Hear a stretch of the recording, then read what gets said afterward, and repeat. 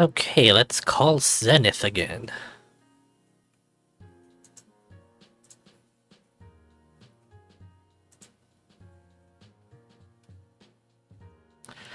Whoa, when did Zenith text? Spooky.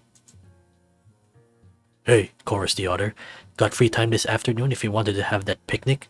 Can't say I've ever been excited for a picnic before, but let me know if you want to come out to the park today, yeah?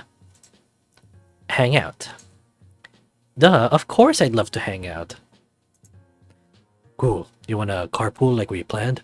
You get to ride in the dragon wagon. Awesome. Let me text you my address. It wasn't more than 10 minutes before. Eee! Oh god, no. I forgot Kobe was here. Wait, Kobe is here and his shorts are right there on his bed.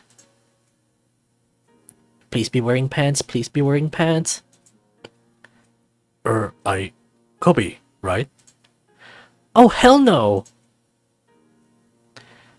I didn't end up giving you my number, did I? I'm pretty sure I would have remembered. Or was that the Wednesday night guy? Tommy? He's here to pick me up, bird brain. And how many times do we have to ask you to put pants on before you answer the front door? I checked if it was a hot guy before I answered. And that's why they keep refusing to send any pizza drivers here that aren't that 52-year-old German lady with the nose piercings. She always scowls at me. Wait, does that mean you two are? Duh, Cobes. I'm sorry, Zenith. My brother thinks that just because there's a guy calling that it's for him. No, that's fine. Nice to see you again, Kobe. Again? Okay, this guy just ends up with more and more questions.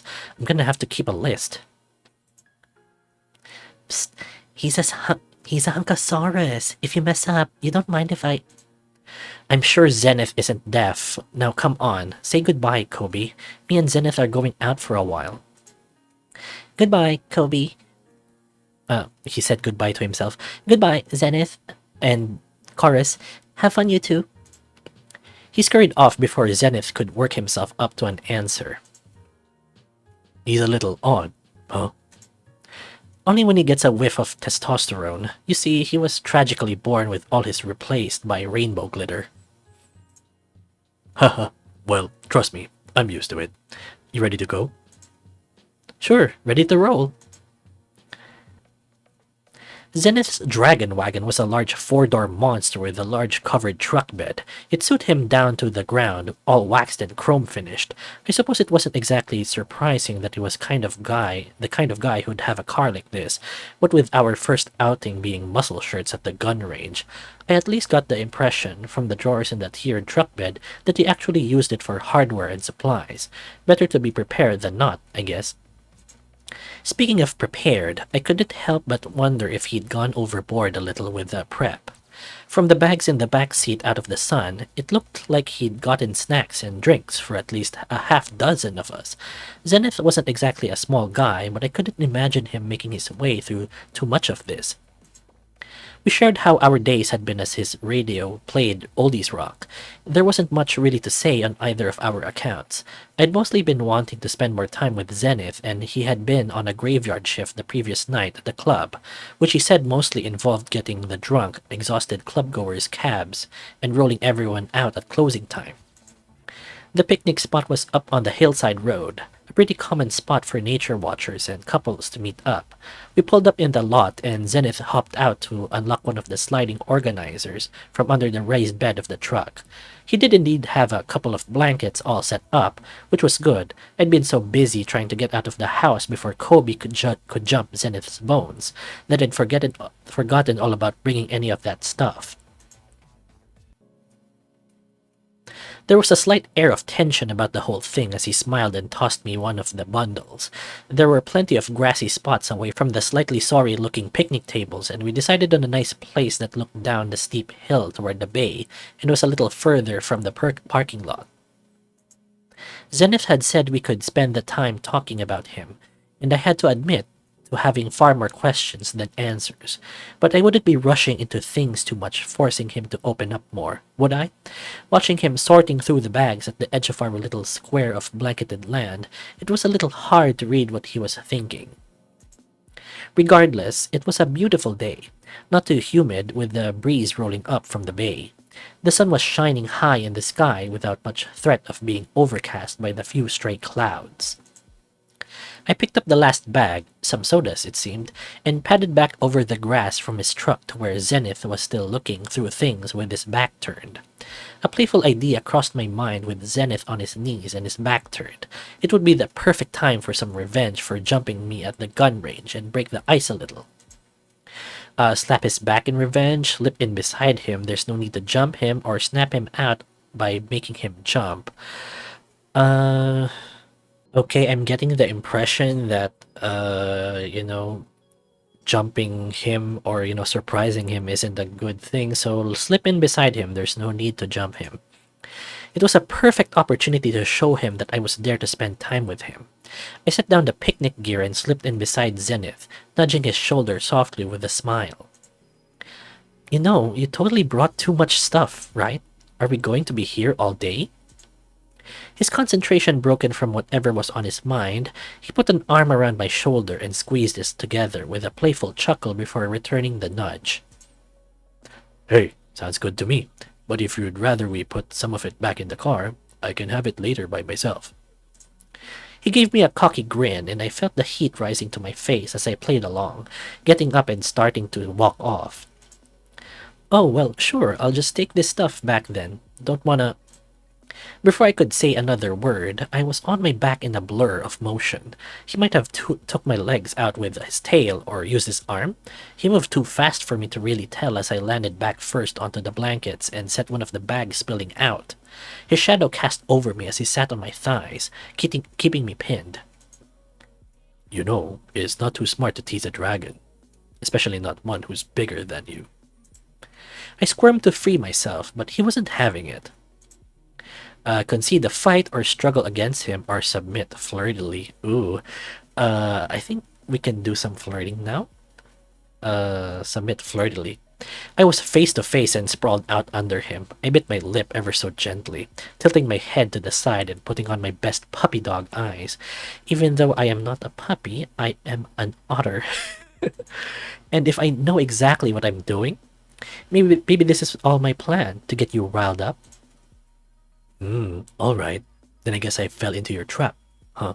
You're too cute for your own good, With a grunt, Zenith rolled off of me with playful reluctance.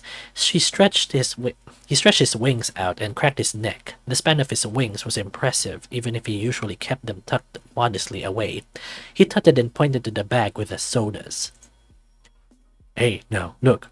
Your fooling around means we're gonna get soaked when we try and open these. I straightened up the bag he had caused to spill and recovered some upside-down cupcakes that had left most of their icing on the plastic container. Not the only casualty of war here. Guess that was my fault too, huh?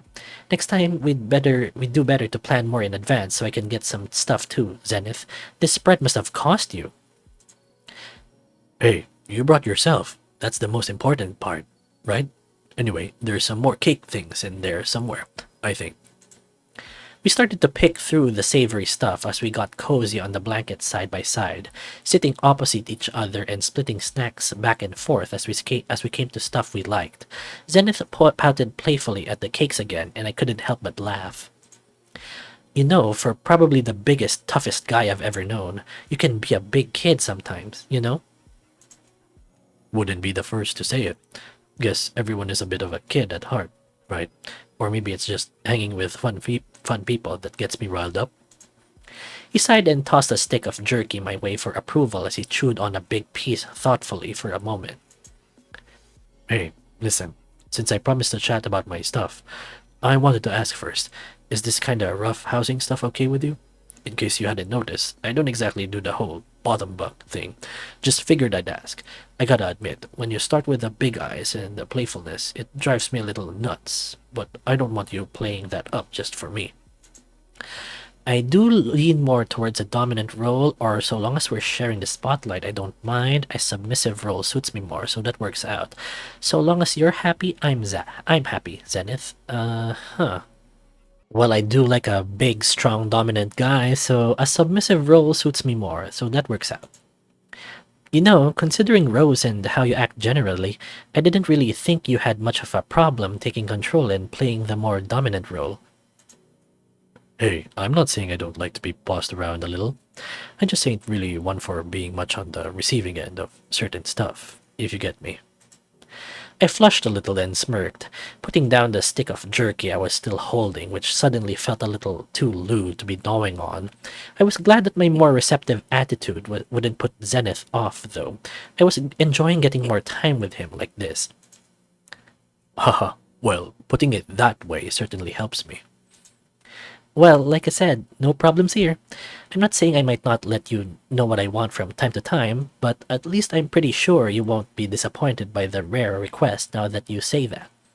I like how domineering you can be. I didn't exactly expect much less from a guy who comes to a date in a muscle shirt. Talking so candidly like this was certainly nice. I guess considering I'd already found myself pinned under him this afternoon, it wasn't exactly a premature question. Part of me wondered if it was rushing things a little for him to ask my sexual preferences, but I suppose we had met at a notoriously sexual club and I couldn't blame him wanting to know after a failed hookup the first night.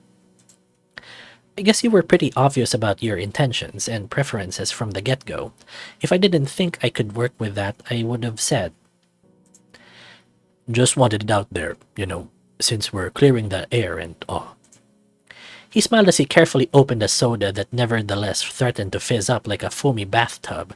He threw me an eyebrow that said, see, this is what happens when you drop the bags, and I rolled my eyes and stuck out my tongue, unearthing a few sausage pastries. I know. Yeesh, I didn't know dummy boyfriends would be so much like having an extra mom around. He chuckled at that. Well, listen, I'm used to pretty high-maintenance boyfriends. You're the first guy I've dated for a while who wasn't a bit of a spoiled princess. I'm doing my best to adjust to a socially refined relationship here. Refined? Okay, you've had some shitty boyfriends if you think I'm that refined. Look, I'm pretty new to the whole serious dating thing. I mean, fuck, a picnic? I haven't been to a picnic since I was a kid, let alone hosted one. Hey, you did great. I don't think we're gonna get through even half of this food, but it's kinda sweet that you tried so hard. You're doing fine. And dating, huh? I guess we've both said it about... Oh, let me check how many times you've made my heart skip a little today. 3 times? Yeah, I mean, that's what this is, right? I like you. You like me. We're even sitting under a damn tree, like in the kids' songs. Sounds like a date to me. I tried very hard to think of something excellently witty to say in response to that. I liked him, he liked me, Kissing. I realized I'd just been staring vaguely at him with a cocktail sausage halted halfway down my throat to watch the show. I choked a little, the flushed from neck to scalp. What? You okay there, Corusce the otter? Yeah, I just didn't expect you to say that. What? That I like you? I'll admit, you're going on me. Remember when I said you're the first person in a long time that I've been able to just talk to? I wasn't lying about that. He took a swig of his drink smugly as I searched for a response. I guess out here, with just the breeze and our little feast for company, he felt a little more comfortably being open. I suppose that was fair enough. The gun range wasn't exactly the place for a heart-to-heart. I didn't take you for the sappy type, Zenith. Sappy? I ain't fucking snappy. I'm just in touch with my feelings, alright? Ha! Big deal. I laughed and remembered Jason's words, how Zenith was really just a big sap under all those muscles. He put on a big show, but I could tell that he let things sink deep, too. We nibbled through a few pre-packaged sandwiches and sat in quiet companionship for a while until I figured it was time enough to learn more about Zenith. So, Zenith, if this isn't going to be a shitty question, you said you've not had much chance to just talk with someone. You seem pretty popular back at the club, and if Kobe is much to go on... See? That shit's different. That was mostly Rose's idea. Rose's idea? You mean the whole flirting thing? Yeah, that was a big mess. Hell, it took you sticking up for yourself for me to actually put my foot down on all that. He hasn't replied to my text since he stormed off. Like I said, wouldn't be the first guy to act like that. I just have a shitty habit of getting into those kind of positions. Zenith's dour expression made it obvious that the topic was difficult for him. At the same time, it was time enough that I asked some of this stuff. He'd invited me here to have it all out in the open. Things with Rose and being a cop were both triggers that seemed to put him in such a shitty mood, and I'd rather look under that band-aid once than keep accidentally poking it. Ask about being a cop, ask about the accident, or ask about Rose, or ask about Kobe. So, okay, let's start with being ask about being a cop. You mentioned bad decisions. Is that what led you to being a bouncer rather than when you were a cop? It seems like it's a little hard to talk about, but you saved Jason's life. Why did you quit that? It's a long story, Corusce the Otter. I haven't really talked to anyone about this in years. I trust you with it, though.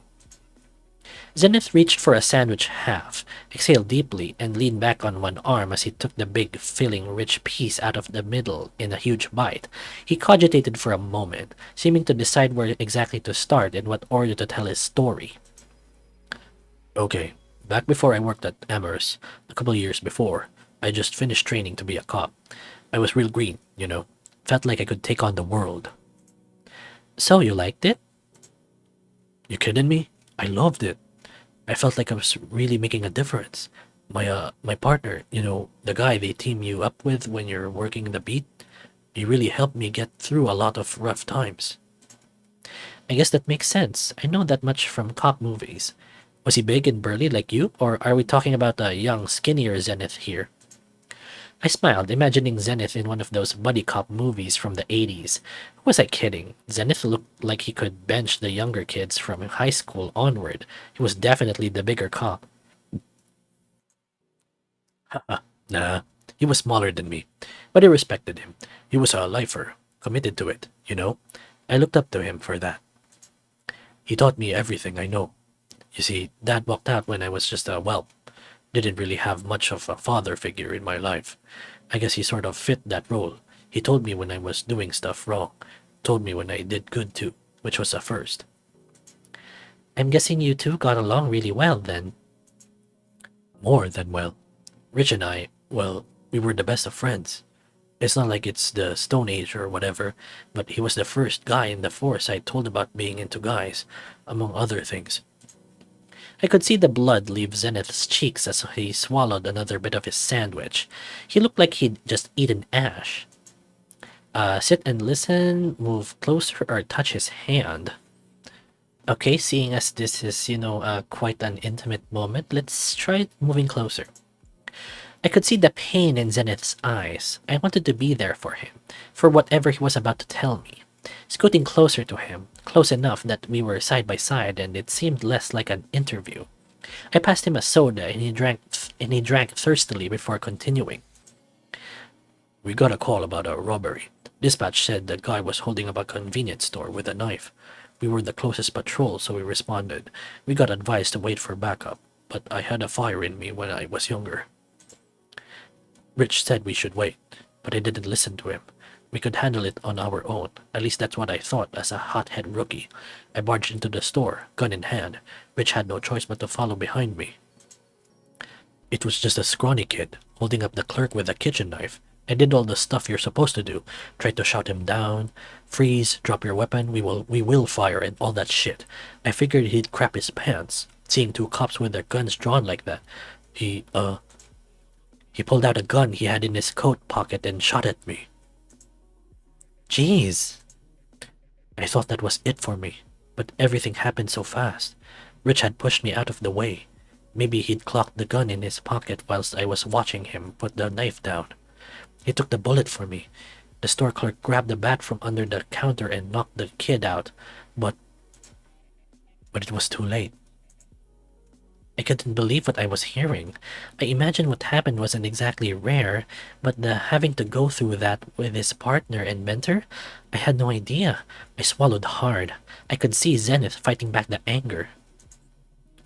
I was an idiot, and it got him killed. If I wasn't such a headstrong fucking kid. Talk him down or hug him? I want to hug him. Let's hug him. I didn't say a word. I moved in closer so I could wrap my arms around his midsection and lean in close. He sighed deeply, tossed the crust of a sandwich off across the field, and wrapped an arm around me, squeezing some of his frustration out.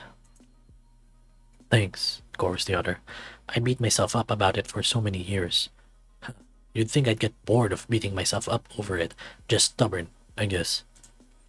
I'm guessing that's why you quit the force? Yeah, that'd be why. I was a mess. That's why Jason bringing me flowers as a thank you after so long spooked me. Too many memories. Why flowers? From his funeral? White lilies. Every week I'd go to the same place on 3rd Avenue, little flower shop, buy the same bouquet of lilies to take to his grave. But after a while, I just wanted to forget, you know? Well, no, I didn't want to forget. I wanted to get unstuck and let things start moving again. So that's how you ended up at Amorous as a bouncer, right? Mm-hmm. You got it. And that's also when I met Rose. He was much nicer when we first met. Being in the state I was, wanting to forget about my past, I kind of lost myself in that guy. Yeah, he didn't seem so nice when we met. He was getting bored of me, I think. We never were a couple or anything, but he'd get me to wrangle the cute guys for him and vice versa when I was coming out of my shell more. I'd be lying if I said there weren't more than a few threesomes. His charms, my looks. It was hard to say no to a couple of guys like us, but I realized it was getting to be more of an escape. I was becoming too dependent on him to actually strike up a conversation and have fun. It did almost seem like he was holding your leash back at the club. No offense. None taken. We still had our little, oh, they're cute, what do you think, game going on. I thought it was getting better and I was getting to talk to people more than just being Rose's bonus sale, but he'd just reasoned out that I didn't want to be with the guy or girl and take them off by himself after I helped introduce him. That was his stupid game. If I got someone interested, but they were interested in both of us, then he got to decide if I could play. Made sense at the time. Don't ask me how. I guess the reasoning was that if I was looking for something more substantial, but the person was looking for fun enough to mess around with me and him, then they weren't my type. It was just stupid. I wasn't getting to meet new people, and he'd get me riled up only to remind me I wasn't looking for something casual with him, and shut me down. I'd still be doing that over and over if you hadn't told him to back off. It means a lot to me. You being here, listening to me like this means more too. A hell of a lot, actually. I wouldn't be anywhere else right now, Zenith. Thank you for telling me all that. It must have been hard, but I'm glad things are a little clearer between us. I was a little worried Rose was your boyfriend, for one. You're a sweetheart, after all. Huh, Zenith? Yeah? Well, you're pretty adorable yourself. You can't flatter me and not expect to get some back. There it was, that big smile finally returned, like a sunrise lighting up his features. I hated seeing him so upset, but in a way, it was good he got that all off his chest. Zenith took a deep breath and sighed. He chuckled, locking eyes again. I blinked first, heat rising to my face. Neither of us spoke a word. I could feel my heart beating wildly. I took in every detail of his face. Could he see me blushing? He was blushing too. A smile played on his lips. Kiss him, lean against him, or punch his shoulder? Oh, no, we are not punching his shoulder. Either lean or kiss. Wait. Oh my gosh, I want to kiss him. Let's kiss him. I couldn't take it anymore. Knowing Zenith wasn't with Rose, knowing he wanted something more with someone, I just had to have him. Before he could react, I leaned in, shuffling on my knees over the picnic blanket until I leaned in to kiss him. He seemed a little surprised by it, but certainly went along with it as he tilted into my lips. Nothing else really mattered in that one moment. I could feel his arms wrap around me and pull me up against his chest. His large, sun-baked, scaly frame pressed up against me, making me feel small and soft as he wrapped himself around me. His solid, muscular form only made the feeling of pressing into me more intimate. I hiked one leg up over his hip to better leverage myself as we kissed. His tongue opened to me, dancing with mine, rolling against each other to the music of our surprised, lusty groans. Our hands roamed and explored the other's body, my palms running down the intricate web of his back muscles under his wings. A large clawed hand came to rest on my rump, feeling the curve of me. Before he got a handful, a shiver ran up my spine. I could feel my soft flesh squeezed between his digits as he kneaded the fullness of one cheek, only waiting for me to slide down his thigh and take a hold of his neck before evening up the lopsided groping with his other hand joining the first. I didn't stop him. My moans and groans matured into heated panting. His fingers made my back arc and rump push into the pleasure of his hands. I felt like his strong hands might squeeze me right out of my clothes. I was sure that a strong thumb claw or the mere act of tenderizing the plump curve of my ass would tear the seat of the fabric between us. I might have had a problem with that if my underwear hadn't bunched up at the back and was hugging my crotch so tight. I was begging for it to tear free before the pressure made me explode. I broke the kiss, which surprised me somewhat as I'd made no conscious plan to do so. A stray strand of saliva winked in the sun between us before breaking loose on Zenith's chin. He gave me a curious, painfully lonely look, puppy-like for a moment as he wiped his chin and I looked around. Nobody seemed to be looking this way, not that it was a particularly packed spot. I've got a few skills of my own, Zenith. I'm not gonna let you have all the fun. I smirked devilishly as Zenith tilted his head in confusion, trying to work me out. As he was about to say something, I pressed hard into him, using my weight to knock him off balance as I lifted his hands to throw myself forward. Success! His wings spread to catch himself. I leaned over him further, and with a groan, he toppled back in seeming slow motion like a tree coming down. Told you I had a plan. Little devil. With me on top, I straddled him, leaned down just enough to catch part of his tank top between my teeth a few inches below the broad shelf of his ribs. I felt him shift under me, not his hip, but a warm thickness unfolding and waking against my inner thigh. I let out a snicker, snout so close that I could smell the musky, sun-baked spice of him. I gave the shirt a tug up, revealing his abs before Zenith gave in and pulled the shirt free for me. Oh, wow. Oh, yes. What do you think you're doing? Chorused the otter. Fucking tease. Having a good picnic. What does it look like?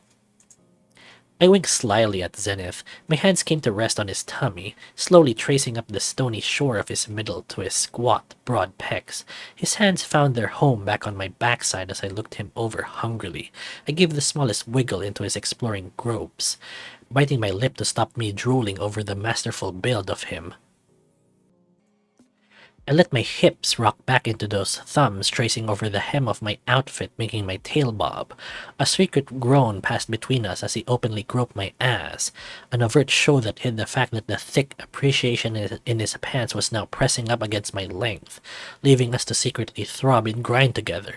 I almost begged to push those pants down, to feel that stiffness bare and ready against me. It would be so easy to just reach down and pull that thick throb free. The originally chaste picnic was getting more and more heated by the second, leaning over the mutual lust between us, certain something would give, even if it was just our restraint to free each other before any clothing malfunctioned from our feverish frottage. I fought with myself, throwing a look around again as I broke the wet kiss. As his fingers ran down the crack of my ass, tracing the eager depths of me, I let out a whine that was louder, lustier, and more on the edge than I'd even realized I was. I sat back, panting heavily, feeling as chicken trapped under me. We couldn't do this here. Zenith, we should continue this another time. I don't want to draw an audience. Zenith had turned redder in the cheeks as he fumbled for his tank top, and I straightened my own top. Pulled it back over his head, smiling down at me from where I still sat, the throb and heat of him no less there between my thighs. I made to move and he kept me there atop him with a hand on my thigh, admiring the spot where his pants met the seat of mine. I'd call this a pretty successful picnic, wouldn't you? Considering we were laying all over some of the snacks? Maybe not the best picnic, but one hell of a date. I tried to move again, and again his hand squeezed my hip and he shook his head. Tracing that hand up to my ass made me lean into his lap. It spoke to how worked up he'd got me to have my body obeying his whim so easily, and he chuckled, licking his lips. I don't want to rush through our first playtime before work, but just sit there a little longer. Let me at least savor that before we have to go off. I smiled, feeling his words strike at the heart of my own thoughts on the matter. If we weren't able to do anything more today, I'd at least want to go home with the thought of him in my mind. I didn't need to nod my assent. I simply lay forward, letting our crotches meet as we shared a tender kiss and left that heat between us kindling for as long as we dared. When our lust had settled a little, I slipped to his side as Zenith lay out in the middle of our picnic, not hogging the blankets, but taking enough space that his inviting smile showed that we'd need to cuddle up a little. I shifted a couple of the half-emptied bags and took my spot at his side, feeling a little meek as I rested my head on Zenith's chest. I tried to think when the last time was I'd laid with someone like this, being the one using someone else's chest as a pillow. Despite Zenith being the one bearing it all and sharing his story, I couldn't help but take some comfort from laying with him too, my hand idly running over the soft fabric of his top as I listened to that deep, slow breathing and the quiet thud of his heart. After the heat of the moment had passed, Zenith touched my shoulder with his hand, drawing my eyes open again. Had I dozed off a little on him? The little world that was us smelled of our sun-baked skin and the grassy field. I shifted a little so we were laying side by side, propped on one arm, close enough that we could talk at a whisper if we wanted. The snacks Zenith had brought, undoubtedly cooking a little in the heat, were mostly forgotten. We picked at the food, partially just because it was there. Zenith had a cold sweet tea, though it and the sodas were slowly heating under the pleasant sun. We shared the afternoon here together, trading stories back and forth along with the food. Zenith had a couple of suggestions for local jobs that might end my unemployment woes, the darker of the topics I dared broach after Zenith's cop story, but mostly we just rambled together, sharing stories of past adventures. It was good to just speak casually, even if it was just about long past high school nonsense. The stoic dragon was better company than he gave himself credit for. With a sad sigh and a tired groan that I knew had to come eventually, Zenith pulled himself sitting and stretched his arms and wings in a fantastic unconscious show of musculature. I drew out my phone and pressed the screen button on the side to light the time. So late already? We'd have to be heading back soon if we didn't want Zenith to miss his shift. Thanks for all this, Corusce the Otter. I mean it. I appreciate you putting up with me. Hey, so long as we don't turn every date into an MMA match, I think the feeling is mutual. We shared a laugh as I got to my feet, having to shift the hem of my pants back into place and fiddle with the button with an embarrassed grin. A lot of the heat of our less than restrained makeout session had petered out, but if he dared to look too hungrily at me as I fumbled my clothes back in line, I was apt to have the same problem all over again. Hey, no promise there. Zenith opened his arms for a hug, and I took it eagerly, feeling him linger on one last squeeze before we packed things up to take to his car. I thought I was the tease here. We should probably get heading home, yeah? Hope you don't mind me dropping you at the driveway. It's getting late. No, that's fine. Thanks for the ride again, Zenith. It's been cool getting to see more of what you're like when you're not bouncing. So, I was thinking, do you want to do this kind of thing again? I'll be blunt. I'm really enjoying this. I just hope you're feeling the same way. Of course I'd like that, Zenith, yes. I feel exactly the same way, Zenith. I'd love to see you again. And again. And again. Well, goddamn. Remember what I told you about being cute? You're killing me. Come on, we'd better make tracks if I'm gonna get you back in time. There wasn't much more to say on the way back, and we sat in silence as the radio played. Zenith was grinning, not his nothing's wrong smile either, but an earnest one. It must have taken him some guts to admit that he liked me. I was grinning too. It was hard to even force myself to stop. I had to admit, the smile wasn't exactly just an emotional relief. My underworld felt like it was giving me a wedgie, and my eyes kept rolling down from Zenith's face to the outline of certain other anatomies I'd been recently acquainted with. The thought of him rushing home and handling his stress before work made me shift in my seat. Maybe we could... No. Perhaps he'd use his phone to... No. I shouldn't push my luck.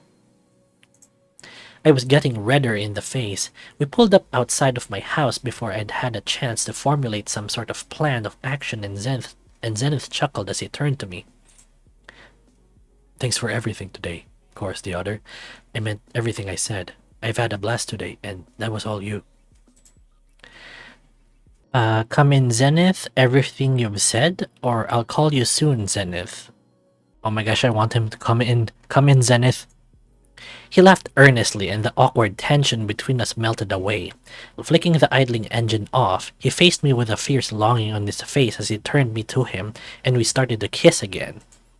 Lips rolling against each other, his hand held me twisted in my seat by the hip, practically pulling me over the center console as our tongues danced and our passion escaped in needy primal grunts. My hand stroked up the firm mass of his chest, feeling his pulse strong in his neck as I pulled myself close, hands tracing his sturdy jaw and back to hang onto his neck. As I sucked his tongue and lapped over his teeth, he'd practically pulled me into his lap, my knees up on my seat as the passionate kiss refused to burn out for a long 5 minutes. I staggered from Zenith's truck some time later, my clothes feeling tight and hot on my body. We'd barely done more than kiss away the last few minutes before he had to rush home to not miss his shift, but my body felt alien and overdressed all at the same time. I definitely needed a shower, a cold one. Phew, the shower didn't exactly help. Sorry to keep you. Hope you got to work okay? I had a great time, Zenith. I'll call again soon? Got here okay, yeah. And, hell, yes. Call me soon, Corusce the Otter. Heh, now who's the cute one? You've unlocked Someone Likes You achievement. Okay, I think that's enough for now. I will call Hottie Dragon Daddy another time.